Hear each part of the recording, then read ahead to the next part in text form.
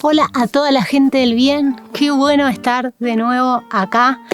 Antes de contarles de qué va esta historia de hoy, quiero explicar por qué no estoy haciendo videos tan seguidos en este canal. Y me parece bien hacerlo en este video porque, bueno, un gran tiempo de mi vida en este momento está dedicado a fortalecer y poner en práctica todo lo que vengo aprendiendo en estos años. Las personas que me siguen hace 3 años en este canal saben todo lo que fui haciendo, desde comprar el terreno, construir la casa, la huerta y demás. Por eso es que abrí otro canal que es una casa de monte, donde estoy narrando en primera persona todo lo que voy aprendiendo, pero me pareció importante contárselos en este video porque quiero sostener este espacio, porque es el lugar donde tengo la excusa perfecta para conocer grandes maestros y maestras, como es el caso de Alex. Alex es un capo total, quizás algunos de ustedes ya lo conozcan. Es una persona que se dedica a la alimentación hace muchos años, más de 25, hizo un montón de recorridos y tiene una mirada hermosa, tierna y muy profunda sobre el alimento, que no es solo comida. Y de hecho me parece que este video puede traer mucha polémica por un montón de cosas. Primero porque Alex fue vegano muchos años y dejó de serlo, y en este video les explica por qué. Porque además es una persona que está cuestionando una forma en la que entendemos la alimentación hoy. Nada, me parece que este es un videazo. Además muestra su casa de barro, que es como... se van a morir cuando la vean, es muy linda. Bueno, nada, quiero agradecerle a Cecil, que fue la persona que nos unió. No sé, nada más, lo dejo con esta historia hermosa, con este maestro increíble, y gracias a todas las personas que nos apoyan con su me gusta, suscribiéndose, con dinero también. Ya saben que estos videos son como producciones un montón más grandes. Este video se filmó en Buenos Aires, dura casi 1 hora. Bueno, nada, no digo más nada. Gracias, gracias, gracias, gracias. Espero que lo disfruten.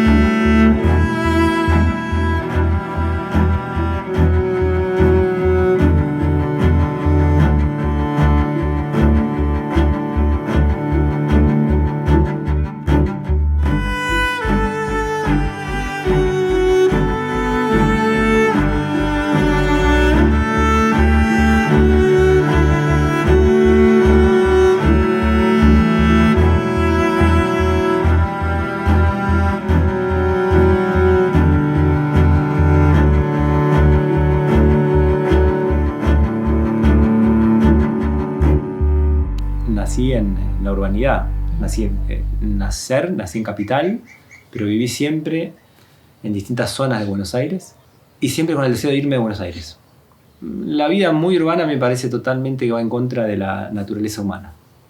Necesito estar rodeado de vegetación, de plantas, de barro, de tierra, de salir y ver árboles, no ver un paredón. O sea, me costaba mucho la ciudad. Entonces siempre viví con esa necesidad de irme. En algún momento era irme a otra provincia. Este lugar, Magic, fue una opción de estar a poco tiempo de la ciudad y poder tener una vida más rural, digamos, ¿no? Con otro horizonte. Desde cuando yo empiezo a cocinar, nunca tuve más que una tabla y una cuchilla, ¿no? Nunca tuve capital de inversión. Siempre traté de arreglármelas. Y sí, nosotros teníamos el terreno, pero no teníamos dinero para hacerla, la casa. No era un proyecto de los próximos 2-3 años, porque no había ni un sueño de conseguir dinero. Y ahí empieza esto de los créditos del Procrear. Y de hecho yo ni siquiera me quería anotar, porque yo con los sorteos y todas esas cosas jamás en mi vida gané nada. Así que... Pero bueno, Cami insistió y le dije, anotate vos, lo que sé. Y no solo que se anotó, sino que salió en el sorteo en el primer sorteo que se hizo.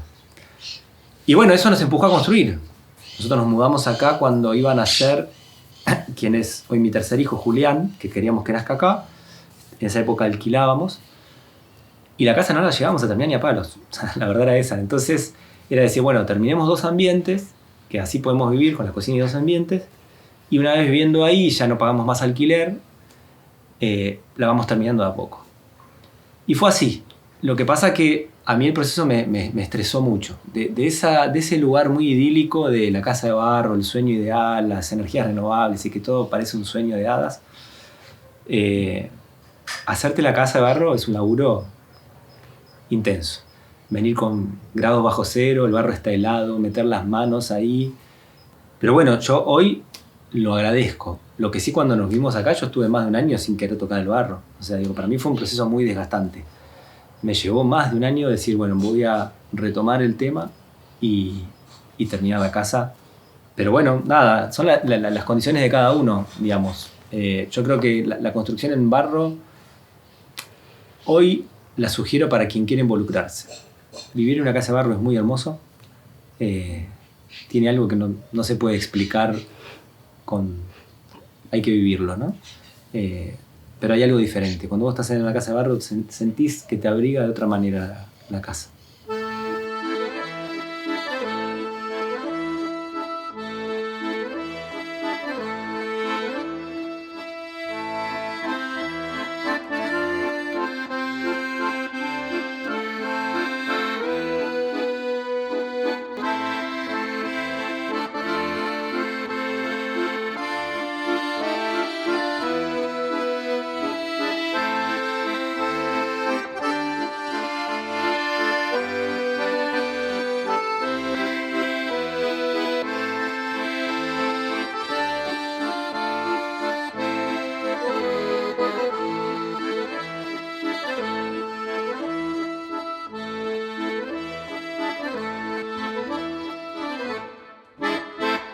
Estamos en el frente de esta hermosa casa, ¿no? Esto es el norte. Exacto. El norte está a tu espalda. Sí. El este y el oeste. O sea, el sol hace todo ese recorrido. Bien. Bueno, ahí un poco pueden ver esto de todas estas ventanas. Son las que reciben el calor en invierno y calefaccionan naturalmente un poco la casa antes de pensar en prender una estufa o algo así, ¿no? Total. Cambia mucho, por ejemplo, cuando está nublado el día, se siente que no llega ese calorcito lindo. Claro. Y acá tenemos un árbol caduco que en verano abraza un poco la casa y nos da un fresco.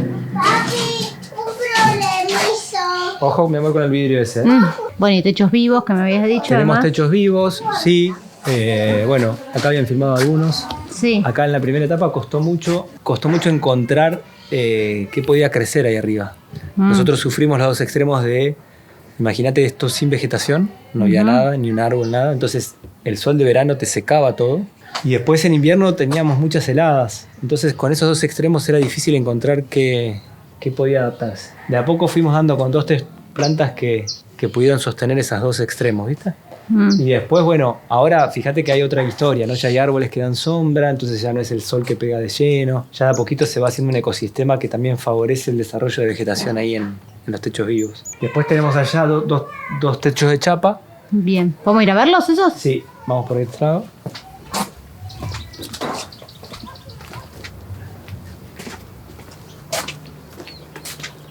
Bueno, recolección de agua de lluvia tenemos por todos lados, ¿no? Desde algo básico acá, cualquier agüita que hay la tratamos de juntar. Y después allá tenemos algo más armado.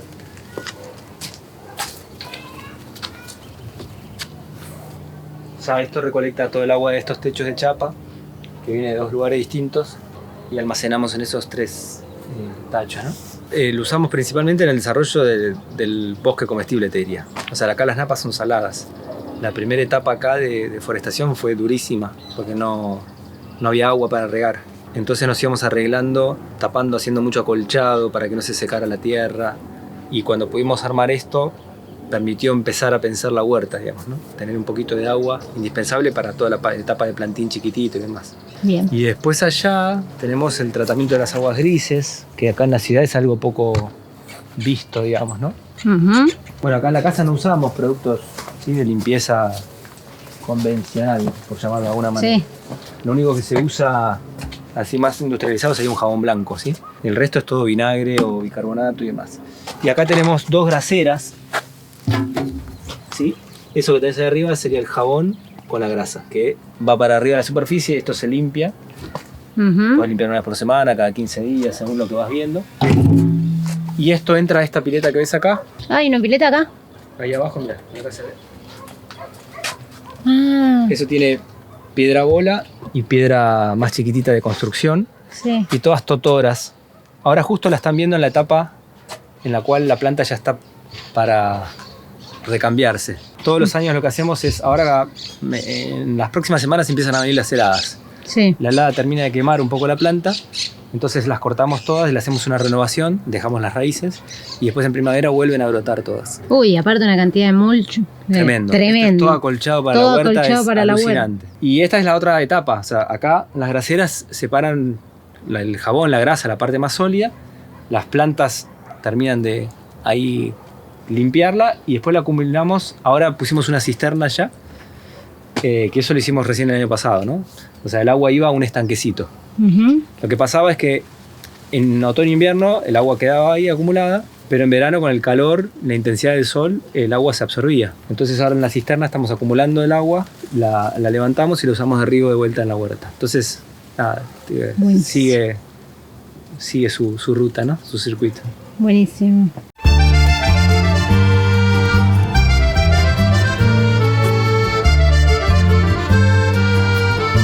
Esto lo usamos para secar las hierbas. Ah, muy bueno. O a veces usamos el deshidratador, no sé si te lo mostré, el deshidratador solar. También si No lo lo pones vi. a la sombra, tenemos bandejas donde podemos deshojar las hierbas y secarlas en bandejas. Claro. Y si no, usamos estos secadores, que ahí colgamos directamente los atados de hierbas. Buenísimo. Y después acá tenemos todo espacio de fuegos y de fermentos. Desde lo básico de una parrilla tenemos este fogonero que acá podemos cocinar con olla de hierro. Nuestro fermentador de madera, hermoso para hacer miso. Hermoso.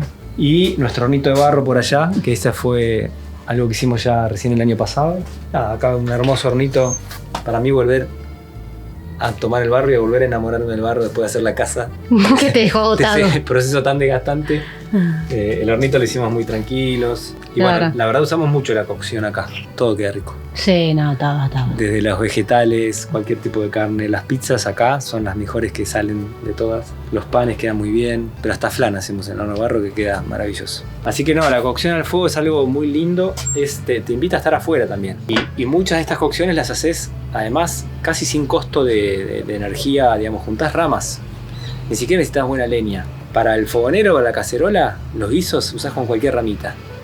Acá necesitas una madera, más o menos 2, para lograr temperatura y el resto son todas ramitas de la poda que van quedando. Y familiarmente para mí es muy lindo también porque hace que habites el espacio de afuera con la familia. Re. Invita a juntar ramas, estar acá, cocinar, compartir acá, que es un lugar muy, muy querido. Por eso el asado es tan familiar. Invita a la afuera, a compartir ahí. A nosotros Re. nos copa mucho. Bueno, ¿qué soy? Es algo que es muy difícil de responder. Siempre me costó escuchar que uno me dice: hola, soy Jorge, médico. Jorge, sos mucho más que médico.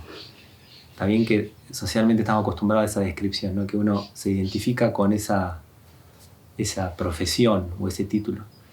pero a mí siempre me gustó dar lugar a todo lo que me incomoda y eso me llevó a hacer muchas cosas. Paso mucho tiempo en la huerta, tengo una familia con una hermosa hija, Violeta, y 3 varones, Elías, Julián y Lautaro. Así que mucho de mi tiempo actual es la dedicación a la familia. Yo no tengo formación de chef de escuela de cocina así tradicional. La formación la fui haciendo en las cocinas que me interesaba estudiar, digamos, ¿no? Yo lo miro ahora como si me paro más arriba y trato de mirarme. Creo que se dan 3 momentos. Hay uno que atraviesa siempre, que es esto de tener que aprender a cocinar para experimentar en mí. Después con los años para poder compartir y dar talleres de distintas cocinas. Y durante una etapa eso estaba vinculado con elaborar alimentos para comercializar alimentos. O sea, era un ámbito de vivir en una cocina. Y me hacía relacionarme con el consumidor, o sea, la persona que te venía a comprar cuando teníamos locales, y con la persona que producía en la tierra. Con los años de experimentar muchas alimentaciones distintas, veganas, vegetarianas, paleo, un montón de cosas, llegó un momento en el cual se me hizo muy fuerte la necesidad de conocer cómo se produce la comida, o me invadía esta cosa de decir, no puedo seguir hablando de nutrición o de alimentación sin saber producir comida. Porque me empecé a dar cuenta que se dicen muchas cosas desde el ámbito hasta académico, te diría, que no tienen ningún tipo de sentido cuando uno va al lugar de origen. Hay muchas teorías de alimentación que para mí viven en el intelecto y en la urbanidad. Cuando vos volvés a la tierra y te empezás a dar cuenta de lo que son los procesos de interacción entre las plantas, los animales, el ser humano y demás, hay un montón de cosas que son fantasía en esas dietas, en esas propuestas alimenticias. Entonces eso cada vez me invadía más fuerte. Esa fue una incomodidad fortísima. En un momento diciendo, pero yo estoy hablando de todas estas cosas y ¿de qué se trata? ¿Producir un huevo? ¿De que ordeñar una vaca? ¿Producir lechuga, rúcula? A ver. Entonces esa incomodidad empezó a crecer fuerte. Entonces hoy no es que tengo esa obsesión de que me tengo que producir toda la comida, pero sí quiero conocer esos procesos. Entonces hacemos muchos acá y otras cosas que no las hago acá. Me gusta ir, visitar granjas, campos y conocer gente que lo hace, aprender, charlar, para tratar de juntar un poco, ¿no? Lo que es la producción, lo que es la cocina, con lo que es después volcar esto en un taller, en una clase, o compartirlo con un nutricionista y un médico, ¿no? Que esa formación académica también están aislados de todos estos procesos. O sea, el médico no sabe nutrición y muchas nutricionistas no saben cocinar, ¿sí? Entonces, y muchos cocineros no saben de los cultivos. Entonces son todos ámbitos que hay que tratar de relacionarlos para tratar de acercarnos a decisiones un poco más conscientes.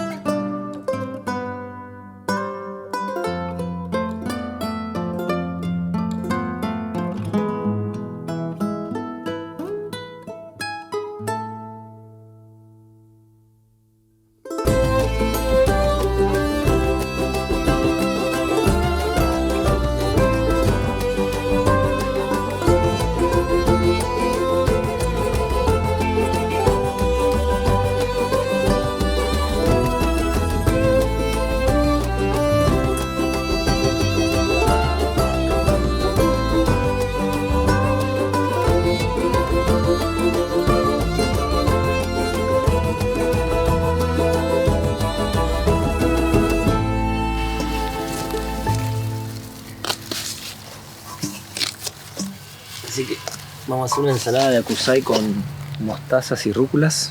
¿Comen? ¿Les gusta a todos ustedes? Sí. ¿Sí? Bueno, vamos a buscar, mirá. La rúcula esta está buenísima.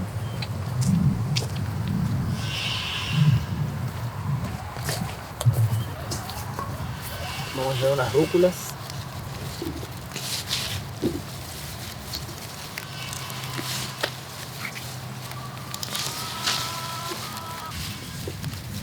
Vamos a hacer algún aderezo medio agridulce. Tengo un miso de garbanzos. ¿Probar un miso de garbanzos? No. Bueno, entonces vamos a hacer un aderezo con mostaza. ¿Y sembraron nativas acá? Miramos la parte de huerta y algunos frutales exóticos. Todos los contextos están hechos de nativas acá. Hay un espacio diseñado como de bosque ahí. Sí. Y después todo para hacer barreras de vientos, ¿no?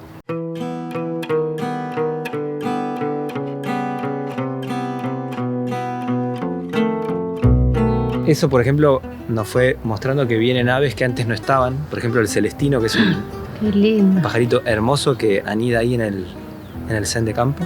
Y al principio las plantas, bueno, comprábamos, pero ahora ya tenemos la suerte de que muchos de esos arbolitos dan semilla. Entonces ya estamos en otra etapa, que es la de producir nuestros propios arbustitos y arbolitos, ¿viste? Buenísimo.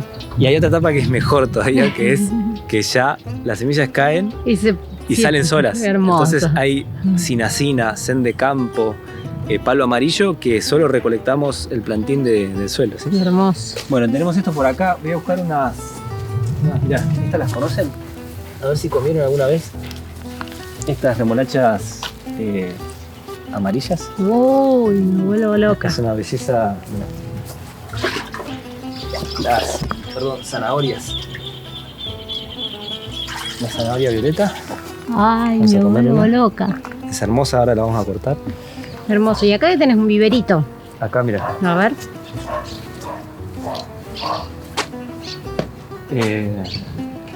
Acá tenemos jengibre. Tenemos cúrcuma, que ya se acerca el momento de la cosecha. Qué linda que es. Sí, es hermosa, hermosa.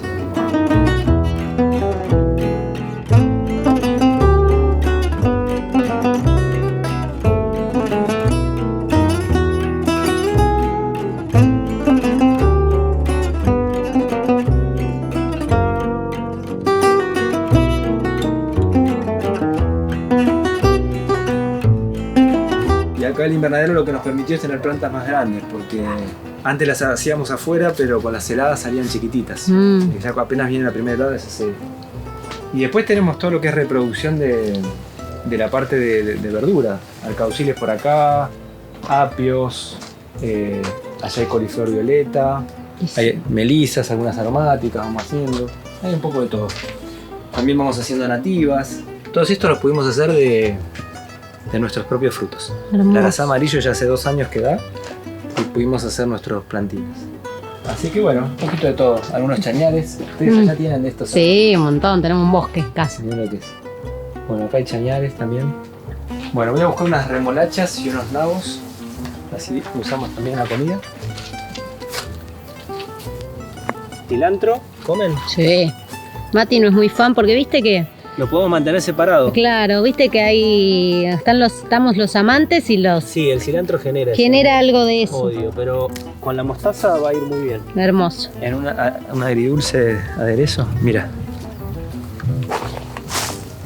Mirá qué buen nabo para hacer. Tremenda. Y vamos a buscar unas remolachas. Esta es blanca por dentro. Ahora cuando la rayemos van a ver qué bonita que es. ¿Y frutas tienen? ¿Árboles frutales que ya estén comiendo? Sí, sí, hay. Bueno, allá lo más viejo que tenemos es un membrillo grande que hace ya 3 años que da 3 cajones de membrillo por año. Uf, Hacemos mermeladas, membrillos en almíbar y para todo el año. Cada vez son más los árboles que dan. De hecho ya estamos pensando cómo vamos a procesar toda la fruta, porque hay más de 50 frutales puestos Es un montón. acá. O sea, el día que todos esos árboles den... va a haber que trabajar. Sí, ni con todo el barrio junto. ¿No? Son muchas cosas. Bueno, ¿vamos a hacer la ensalada? Sí. Podríamos llevar un poquito. ¿El suico les gusta? Sí. Huacatay. Podemos poner un poquito las croquetas. Bueno, vamos así. A ver.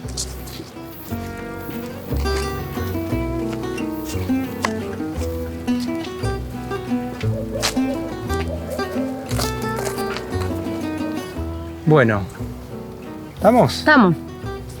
Vamos a cocinar. Sí. Y en el fondo nunca fue la cocina en sí lo que me llevaba. Era como el puente, el medio. Hasta podría haber sido otra cosa que no ha sido la cocina. Creo que lo que más me mueve es esa búsqueda de entender de qué se trata esto de la vida, ¿no? O sea, de qué hacemos acá, de qué se trata este proceso de la vida humana en este planeta.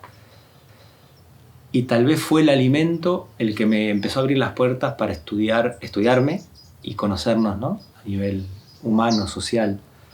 Arranca ya cuando yo estudié ingeniería electrónica, en verdad.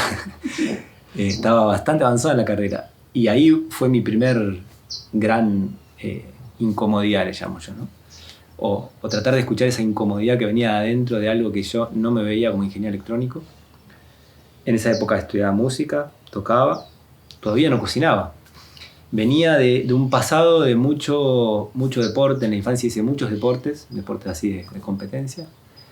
Y un poco fue la primera ruptura con ese modelo muy del éxito competitivo, ¿viste? Donde poco dejé la carrera, dejé los deportes y me puse a estudiar música y me puse a practicar yoga. En esa época en Argentina solo estaba el Hatha Yoga, no había otra disciplina. Y esas primeras clases de Hatha Yoga me llevaron a buscar libros. En esa época había unos libros muy así populares, famosos, que eran los de André Van Lieseved. Era Aprendo Yoga, Profundizo mi Yoga, no sé qué.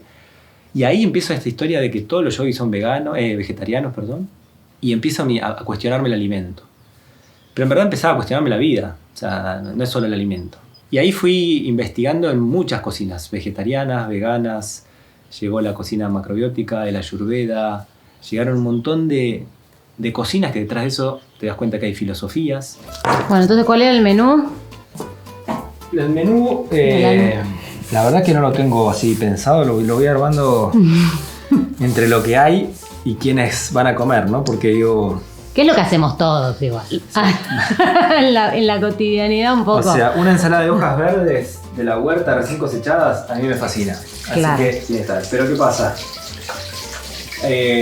Los más chiquitos, a Julián y Elías, todavía cuesta que coman eso. Claro. Entonces, ahí yo sé que les gusta, por ejemplo, la zanahoria cruda, cortada en bastoncitos, les encanta. Bien. Así que las que cosechamos las zanahorias son para ellos dos especialmente. Después tenemos sarraceno, que también así simple no les gusta mucho. Entonces hago unas croquetitas con un poquito de queso rallado y le vamos a poner el romero que sacamos de la huerta picadito. Y eso va a andar muy bien. Así que vamos a hacer esas croquetas de sarraceno, hacemos la ensalada, hacemos las zanahorias y vemos qué más necesitamos.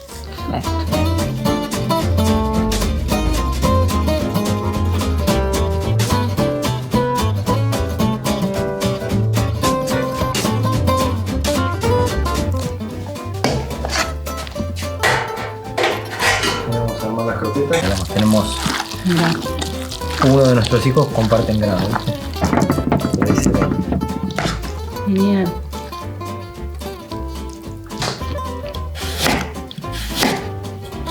Y así esto no es vida. Está re vivo eso. Esta belleza de hermoso. La chalvina. Mira, aparte si no te hace bien, comiéndola te hace bien anímicamente. Mirándola, ¿o no? Es solo de mirarla te da felicidad, ¿viste?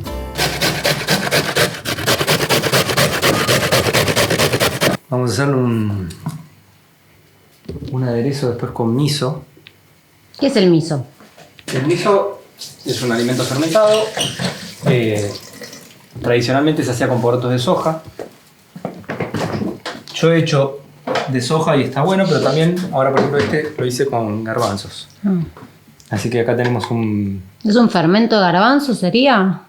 Sí, garbanzos remojados, hervidos, o sea, cocidos, que después se lo mezcla, ¿sí?, con un hongo específico y se hace fermentar como mínimo 6 meses. Ah, un montón. Este tiene 1 año, ¿sí? 1 año de fermentación. Entonces la textura es como una manteca, digamos. Tiene ese gusto y olor a quesos y es salado, muy salado. Para dar sabores, hacer aderezos está buenísimo. Perfecto. Momento cuchuflito total. Bueno.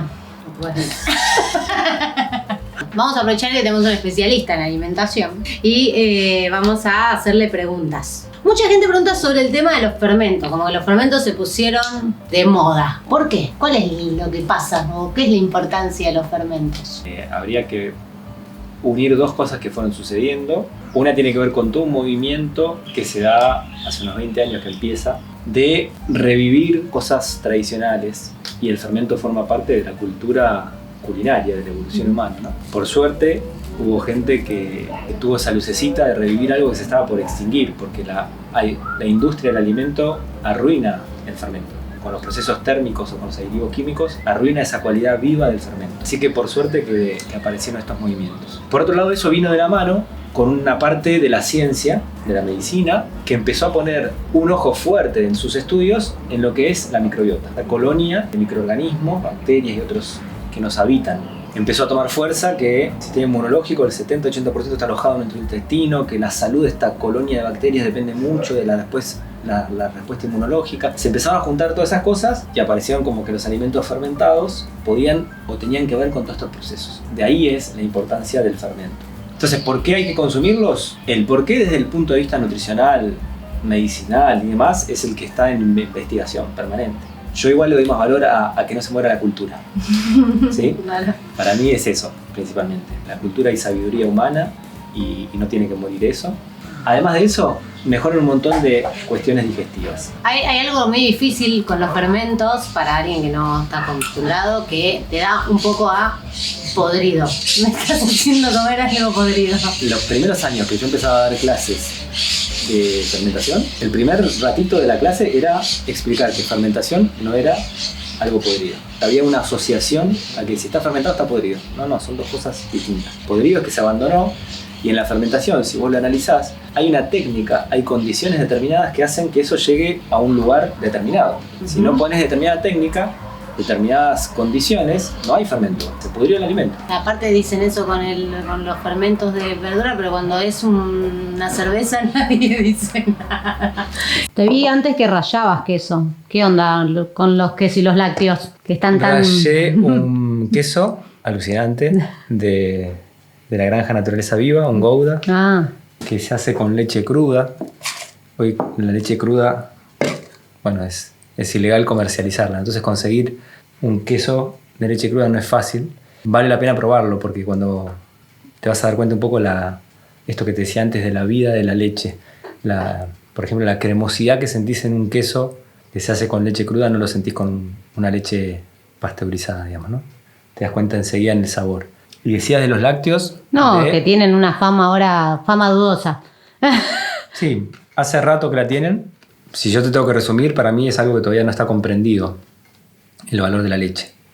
Cuando vos salís del momento actual y te metes más ya a estudiar un poco en la evolución humana, en tradiciones culturales, la leche era un alimento sagrado, igual que la miel. La miel se usaba más en preparaciones medicinales que culinarias, en los usos, época de Grecia te estoy hablando, ¿no? Tradicional. Ese estudio de la leche, esa sustancia viva, hoy no existe en la sociedad actual. Y bueno, eso hace que se traten mal a las vacas, que se las ordeñe por demás, que se las estimule con antibióticos o con hormonas. Y después lo que sale de esas vacas industrializadas se lo trata, con un proceso de calor súper intenso, se homogeniza, se aditivan los lácteos que se venden en las góndolas del supermercado. En resumen, eso para mí no es lácteo. El lácteo sería volver a tratar a la vaca como vaca, a tratar de entenderla, a tratar de entender a la vaca, a la cabra, a la oveja, a tratar de entender que la leche es una sustancia muy sensible y que entonces debe ser tratado como algo sensible, no como está tratado hoy, que es como una sustancia comercial, digamos, ¿no? Una pregunta ya así picante al toque, que es, lo conocen a Alex, saben que durante muchos años fuiste vegetariano y vegano. ¿Por qué dejaste esa alimentación y volviste a ser omnívoro? ¿Sos? ¿Qué sos? Omnívoro. ¿Qué somos? ¿Tiburón? Sí. Igual, por sobre todo, soy una persona en una búsqueda permanente. O sea que cuando vos definís algo, lo encajonás y por ahí mañana elijo un tiempo de vegetariano de vuelta y ya esto quedó fuera de... está vencido. Okay. Pero no, son muchos los motivos. Yo siempre digo, son motivos nutricionales porque por más asesoramientos y estudios que hacía, las alimentaciones vegetarianas o veganas, generalmente a mí, eso ya por ahí algo más particular, me despertaban determinadas deficiencias nutricionales que tenía que suplementar y no quería usar suplementos. Por cuestiones de sustentabilidad, cuando vos empezás a acercarte a producir tu propia comida y empezás a ver las relaciones entre los mundos vegetales, animales, humanos y demás, te das cuenta que la presencia de lo animal toma otro rol, otra significación que no tenía para mí cuando vivía en la ciudad y juzgaba alimentaciones desde la ciudad. Y también por cuestiones, espirituales. Cuando digo eso es donde más le choca y más entiendo si hay una persona vegana al otro lado que ya me está tirando con algo. Pero bueno, yo creo que lo más importante acá es que cada ser humano, siempre digo, la peor enfermedad que tenemos hoy, la humanidad, para mí, es que la mayor parte de la gente pasa por la vida sin encontrarle sentido. Esa es la peor de las enfermedades. Una vida sin sentido es tremenda. Entre las muchas cosas, yo creo que el alimento de verdad nos puede ayudar a encontrarle sentido a la vida. Y en eso, yo ya el consumo de alimento vegetal y animal lo miro desde otras ópticas. Creo que mucho de la medicina china, de la ayurveda, la antroposofía, me fueron ayudando a traer otras miradas. Claro que lo animal, la carne, los huevos y los lácteos, un poco menos, pero la carne tiene esta cuestión encarnatoria, material. Y uno primero podría creer que es algo malo, pero bueno, también depende de las cualidades de cada ser humano. Lo vegetal tiene una cualidad mucho más liviana, podríamos hasta decir más espiritual, que es necesario. Yo creo que esta sociedad tiene un exceso de alimento animal. Estaría bueno reducirlo a nivel general, pero eso no quiere decir no comer carne. Pues el lugar de equilibrio entre cuánto de cada cosa es algo muy personal, es una búsqueda muy personal. Entonces creo que hay que permitirse experimentar con más vegetal o algo de animal en función de lo que cada uno ve que necesita para tratar de encontrarle sentido a la vida. Lo segundo que decís es lo sustentable y bueno, obviamente me aparece, no, pero si son las vacas las que están haciendo los destrozos con sus pedos y sus eructos en el mundo. Ese es un error grosero o es una verdad a medias, como lo querramos ver. Es una verdad que se puede adjudicar solo a la vaca de crianza industrial, al feedlot. Pero en última instancia es un error humano, porque esa no es la vida que la vaca merece ni para la cual su existencia está, ¿no? O sea, la vaca es un herbívoro que tiene que estar en el campo pastando, recibiendo la luz solar, y si la vaca está haciendo eso, no emite, sino al contrario, captura, ¿no? Entonces, cualquiera que conoce de ganadería regenerativa se da cuenta que la vaca puede ser una de las tantas ayudas que podemos tener para capturar gases y no emitirlos. Eso forma parte de la desinformación o de que te quieren decir una cosa y te esconden la otra. Los animales integrados en un organismo granja, y cuando decís organismo te das cuenta que no estás hablando de un monocultivo. Un organismo implica muchas cosas. El organismo tuyo tiene corazón, pulmones, riñón, hígado, tiene distintas partes. Entonces en un organismo de un campo, de una granja, hay muchas cosas. Habrá animales, habrá un cultivo, habrá huerta, habrá un bosque nativo, habrá agua, habrá familia que lo trabaja. Eso es un organismo. Entonces producir en esa forma regenera suelo, captura gases, genera vida. Lo monocultivo genera lo que tenemos hoy. Pensamiento homogéneo, cada vez más mecánico, más materialista. Te tengo que preguntar si en esta casa se come pan. Esa pregunta se la tendrías que hacer a Julián. Él te va a decir, se come riquísimo el pan. Sí, claro. ¿Sí? Que se come pan. Sí, se come el pan, se celebra el pan.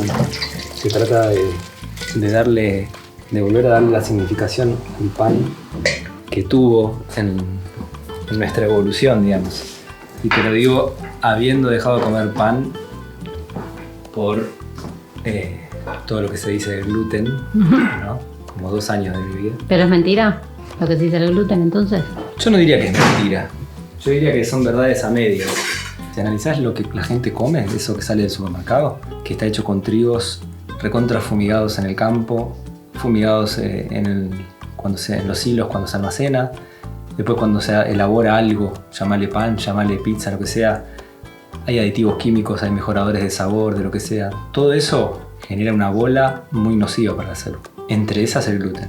Pero si trabajás con un trigo de verdad, un trigo agroecológico, biodinámico, y aprendés a trabajarlo en la cocina, que ese es otro paso, ¿no? O sea, haces fermentaciones con masa madre o lo que sea, pero respetás los procesos de transformación del trigo, llegás a algo, primero buenísimo en sabor, pero después fácil de digerir, ¿no? Eso es el pan de verdad, digamos. Y eso sí se come acá en casa, se come, se celebra, se nos cae de maravillas, gusta, ¿sí? Entonces, de vuelta, ¿no? Yo no creo que el problema sea el gluten, ¿no? Te paso el mate y voy a leer la pregunta de nuestra herborista favorita, Cecil, en su video, la amamos. ¿Cuál de tus fermentos locos es el que transformó en pulpo? ¿Cómo? No entiendo la pregunta. Porque ella siempre dice que siempre que viene acá se pregunta cómo hago para hacer o cómo hacemos para hacer todas estas cosas que hacemos a la vez. Hay una interrogante de ella que dice hay una cualidad como de pulpo que vive acá. No, yo nunca me lo pregunté por el lado del fermento. Yo creo, pero sí creo que estoy plenamente convencido en algo que hoy cuando charlamos te decía al pasar, que en la vitalidad del alimento. Estamos en una sociedad, en una ciencia, en una medicina que mira la sustancia y no el proceso de vida. Entonces, detrás de los beta-carotenos de la zanahoria también hay un proceso de vida de la zanahoria. Detrás de las hojas hay fuerzas de vida, y yo creo que mucho de eso tiene que ver hasta con lo que uno piensa. Entonces, yo buscaría respuestas que no las tengo, pero más por la vitalidad de lo que uno come, la calidad en origen de ese alimento. Y acá me preguntan, ¿qué es lo que no hay? Porque si te preguntaran qué es lo que sí hay que comer, por ahí estamos en una lista eterna. Entonces, ¿qué es lo que no? ¿Podés decir algo así? ¿Podés decir una cosa que no hay que comer? Yo trato de no entrar al supermercado. ¿Sí? Claro. Paso por ahí. Para mí el supermercado es para comprar... Papel higiénico. Sí, papel higiénico y un trapo de piso. Ya. Claro. Si tengo que nombrar, así, resumir, creo que los aceites industriales están haciendo un desastre en la humanidad. Todo lo que hay en las góndolas de aceites, todo eso es un desastre. Y después todos los azúcares que existen, que no es el azúcar blanco lo peor de todo. Yo diría que los derivados del maíz, el jarabe de maíz de alta fructosa, la glucosa, la dextrosa, todas esas cosas raras que están metidas en todos los alimentos industriales son tremendas.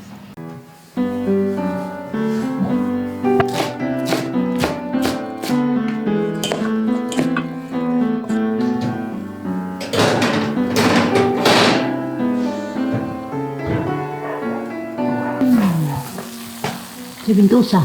Bonitas, croquetas de sarraceno. Y tiene un aderezo con miso medio extraño. Okay. O sea, acá hay sabores raros.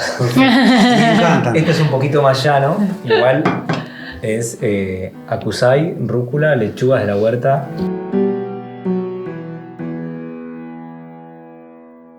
Quisiera hacerte alguna pregunta para hablar un poco de agrotóxicos. Insisto con lo que te decía ya, no... Si bien los agrotóxicos son un problema terrible porque están generando cáncer, enfermedades autoinmunes y cantidad de cosas, y seguimos en una sociedad que lo niega de alguna manera, a nivel político y académico se sigue poniendo en duda si eso es así, y mientras tanto mueren personas. No creo que encima eso sea lo peor. Para mí lo peor es esta cuestión de negar el ámbito anímico espiritual del humano. Y entonces pensar que vamos a lograr salud si cubrimos nutrientes. ¿Sí? Te lo llevo desde otro lado. Si seguimos produciendo de esta manera intensiva y seguimos industrializando la comida ya sin agrotóxicos, no nos sacamos el problema. El problema sigue estando. O sea, si seguimos buscando la excelencia mecánica del humano que no es mecánico, lo vamos a arruinar. A mí mi preocupación más fuerte es esa. Porque el uso de agrotóxicos, si vos te pensás, ¿de dónde surge? Surge de ese análisis mecánico de las cosas. Surge de creer que yo puedo hacer crecer una planta saludable si le pongo 3 nutrientes que los que yo creo que son los más importantes. Es un análisis muy mecánico de la planta. Y la planta lo que más necesita es nitrógeno, potasio y fósforo. Entonces le meto eso, ¡pum!, ya está fuerte. Y estoy negando todo el proceso de vida de la planta, la relación de la planta con el suelo. Ese análisis me hizo negar que la vida del suelo es la que le da fortaleza a la planta, es la que le da vitalidad.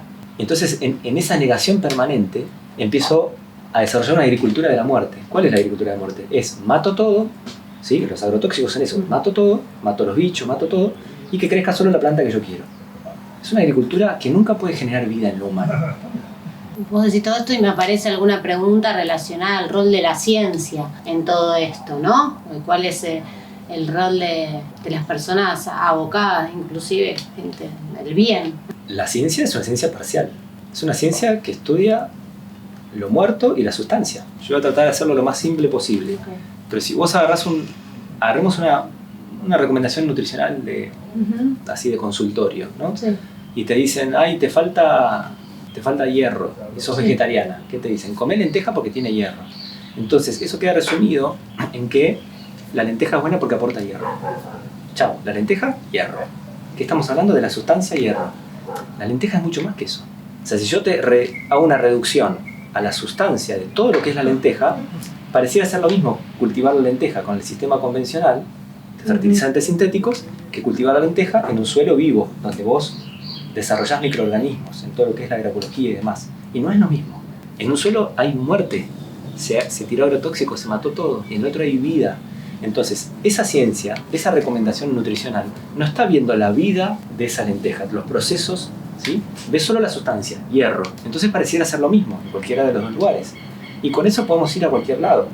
Por ejemplo, vamos a hacer un proceso de la pasteurización. Te tomo otro ejemplo. Pasteurización se le da valor, ¿por qué? Porque mata un patógeno, ¿sí? El bacilo de Koch, que generaba tuberculosis en una época, qué sé yo. Entonces le damos importancia a que mató ese patógeno. Ahora, no miramos todas las otras bacterias buenas que también mata. Si un día le damos valor a lo vital de la leche y vemos que la pasteurización, por un lado resolvió un problema, pero también generó muchos otros, ya lo pensaríamos distinto. Hoy solo vemos una parte. Toda la parte vital de la leche no la estamos viendo.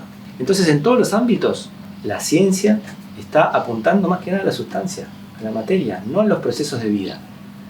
A nadie se le puede ocurrir estudiar una lechuga en un laboratorio. Hoy una lechuga se la quema. El estudio de decir tiene tanta proteína, tiene tantos sales minerales, es a partir de las cenizas de la lechuga. Y desde ahí se le da valoración a la lechuga. La lechuga se tiene que estudiar en el cultivo, en la interacción con otras plantas, en la interacción con un suelo vivo. Eso es lo que estoy tratando de... que es complejo de entender, pero nosotros no estamos viendo los procesos de vida que están detrás de cada cosa. Solo la sustancia. ¿Y a dónde tendríamos que mirar? Porque algo que siento cuando me encuentro con cosas como estas que decís, es una especie de indefensión, ¿no? Uno confía. Es un lugar donde uno podría haber encontrado en algún momento un lugar de seguridad. De repente no hay dónde. O sea, ¿a dónde miramos? ¿Cuál es lo que sí? Es una búsqueda permanente. Hoy ya decir los médicos suena viejo, porque si bien fuimos creados con ese concepto de que el médico era palabras como santa, incuestionable, los médicos que llevan esa vocación de medicina de verdad, vos te das cuenta que tienen una formación múltiple, que no se quedaron solo con un área de la medicina. Son personas que buscan, que tienen esas preguntas adentro, que viven esas preguntas. Vas a ver que está formado con la medicina por ahí académica hegemónica, pero también hace un posgrado de medicina china o de fitoterapia o de medicina, de otras medicinas, ¿no?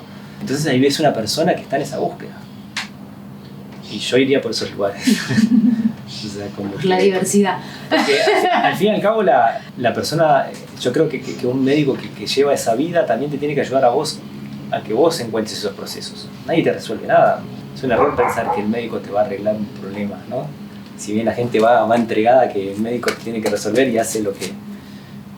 Yo creo que es, más allá de toda la formación que tenga, tiene que tratar de ayudarte a espejar para que vos encuentres caminos. Por último te quería preguntar, es un juego, si vos pudieras hablarle a tu voz de hace 10 años, ponele, ahora sí, viajar y decirte, che Alex, te quería decir que...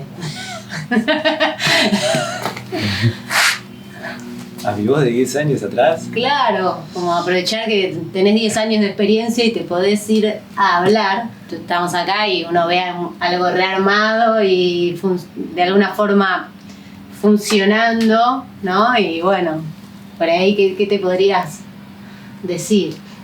Yo solo me diría que siga siendo honesto con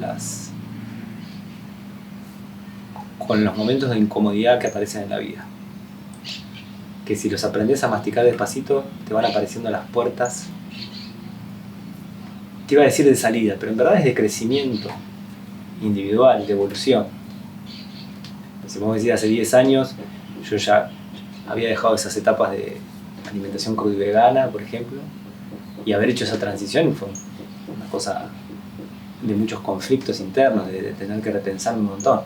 Y tranquilamente me hubiese podido quedar en ese momento ahí, que yo daba clases, ya tenía como un perfil reconocido. Cambiar era dificilísimo, era lo más difícil. Entonces me podría haber quedado como en lo cómodo. Y sin embargo, asumí esa incomodidad porque había algo adentro que me decía, no, por ahí no es, Y bueno, ¿por dónde? Siempre menciono esto de que hubo una vez que abrí un disco del Chango Spasiuk, encima no escuchaba chamamé, de hecho tenía cierto preconcepto con el chamamé. Creo que el Chango Spasiuk me ayudó a abrazar de vuelta esa música.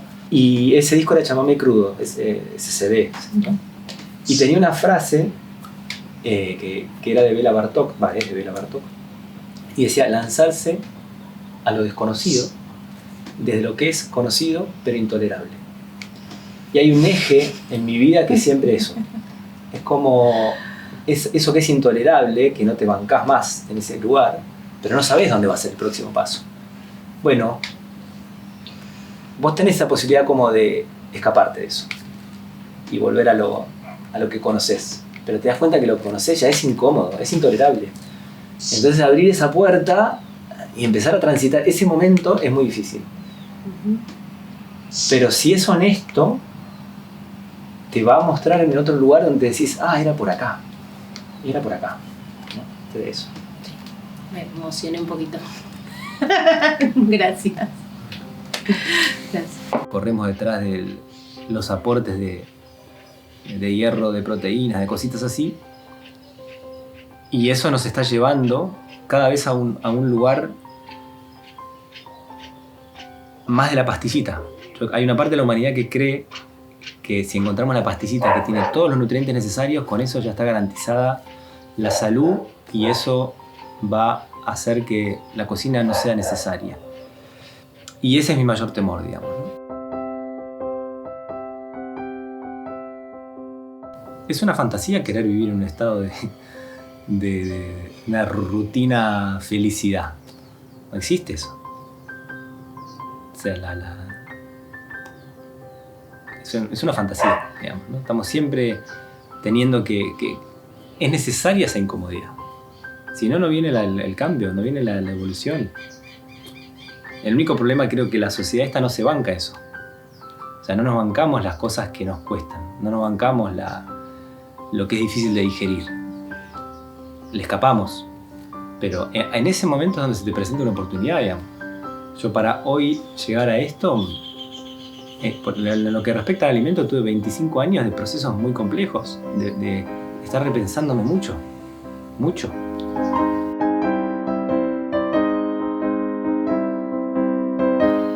Que el alimento no es solo la suma de sustancias,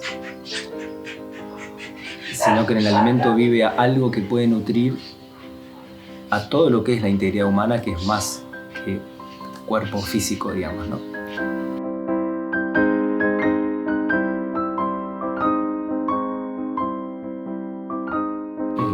Siento que me presento como que soy, sino lo que hice. ¿Hay diferencia entre lo que uno es y también lo que hace? ¿No somos lo que hacemos? No solamente. Yo creo que mientras voy caminando voy conociendo quién soy.